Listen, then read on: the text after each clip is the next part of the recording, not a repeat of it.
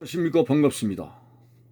5월 18일 목요일 10분 말씀 드리겠습니다.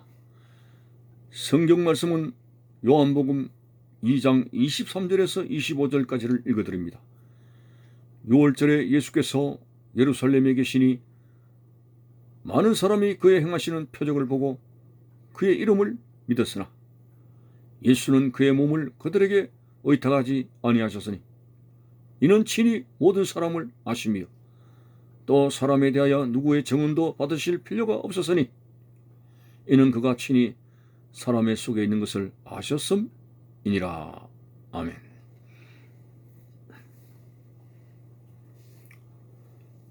예루살렘에 계시는 동안에 유대인들에게 많은 메시아로서의 권능과 표적을 행하셨습니다. 그래서 많은 사람들이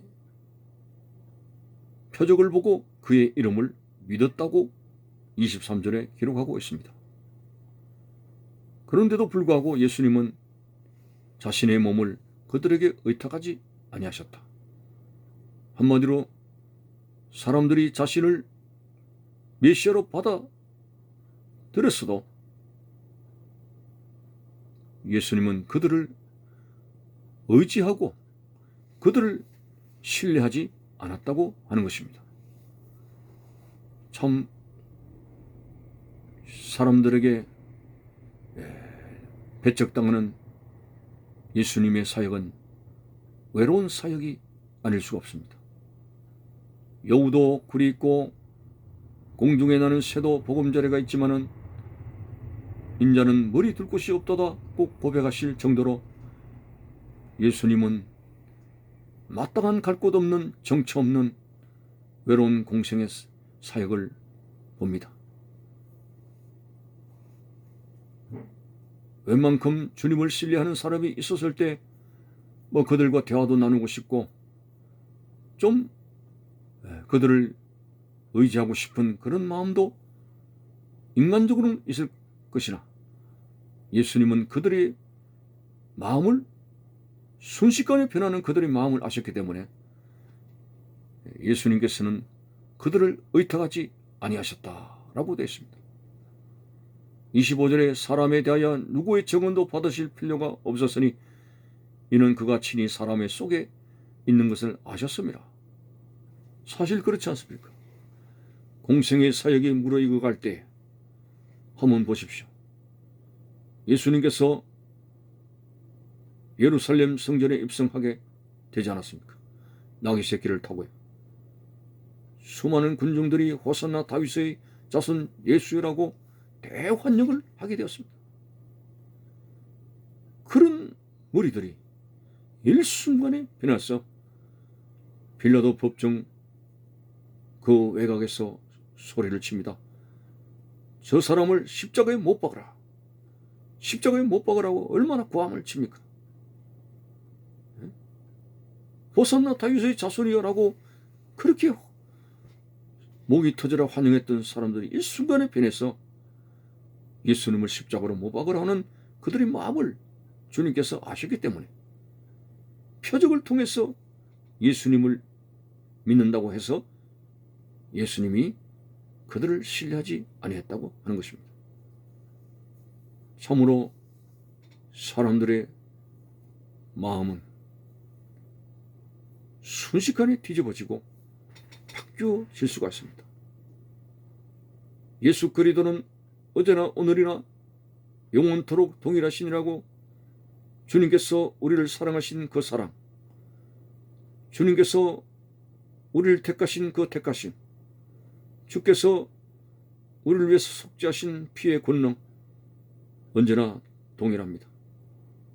그렇지만 주님을 향해 나가는 우리의 믿음은 상황에 따라서 형편에 따라서 이리저리 부딪히고 바뀌어지고 변덕이 죽을 듯한 우리의 모습들, 이것이 항상 신앙생활에 큰 문제가 아닐 수가 없습니다.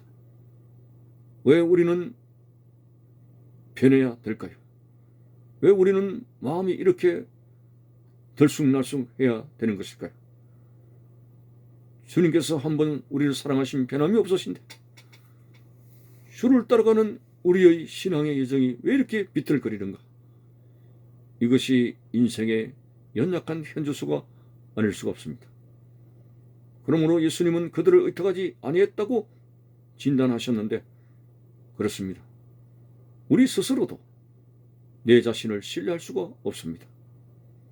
내 자신이 언제 변할지 모르기 때문에 사실상 살아온 날들을, 신앙생활을 해온 날들을 생각해 보면은 다른 사람들에게 속고 속인 것보다도 내 자신에 의해서 속은 것이 더 많다고 하는 사실에 작심삼일이라는 말도 이렇게 해야 되겠다, 저렇게 해야 되겠다, 그렇게 결단을 하지만은 3일 만에 또 바뀌어지는 오늘 연약한 우리의 모습, 도대체 뭘 우리가 신뢰할 수 있겠습니까? 그러므로 오늘 우리는 항상 모든 삶에 있어서 기도에 중심이 있어야 된다고 하는 겁니다. 왜? 내가 안 되니까. 내가 내 마음을 잘 아니까. 내가 내 마음을 신뢰할 수 없으니까. 주님, 연약한 나를 붙들어 주셔서 무너지는 길로 갈 것이 아니라 진정신앙을 튼튼히 세울 수 있는 믿음의 길로 가게 해달라.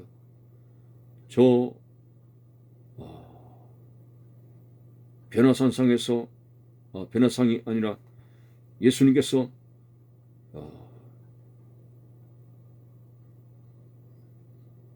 산에서 내려오실 때에 9명의 제자들이 간질병 환자를 둔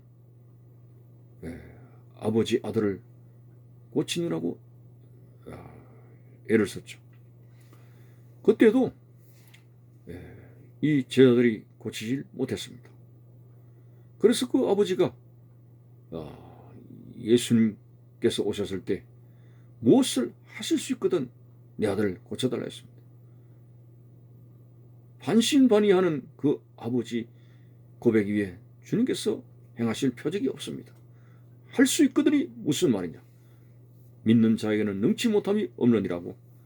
믿음이 없음을 꾸짖었을 때 그 아버지가 솔직한 말을 합니다. 주여, 나의 믿음 없는 것을 도와주옵소서.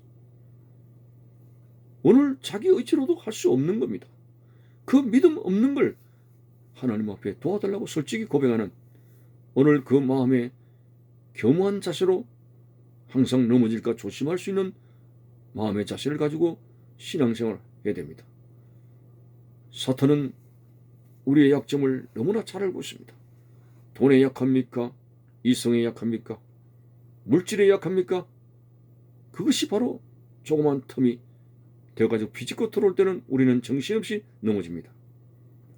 테이프로 발라진 어떤 상품을 뜯어낼 때에 얼마나 그 테이프가 강하게 붙었는지 잘 안 떨어져요. 열 수가 없습니다. 그러나 손톱으로 긁어서 조그만 틈만 만들었다면 그것을 붙잡고 쫙 당기게 되면 그 상품에 닫아놓은 것을 테이프를 뜯어서 열 수가 있습니다. 바로 이런 틈, 조그만 틈만 있으면 사탄은 그것을 비집고 들어올 수가 있습니다. 이것이 오늘 우리 연약한 신선한 모습이 아닐 수가 없습니다. 그래서 무릇 섰다고 생각하는 자는 넘어질까 조심하라는 그런 말씀을 기억하면서 내 자신은 아무것도 해낼 수가 없습니다. 내 자신은 어떤 것도 이길 수가 없습니다. 내 자신은 어떤 것도 완성해 나갈 수가 없습니다. 그러므로 기도를 하는 가운데 나의 연약함을 가지고 늘 주님께 의뢰하고 주님을 의지하여 이 신앙생활에 완주가 필요한 것입니다. 운동장에서 다름질 할지라도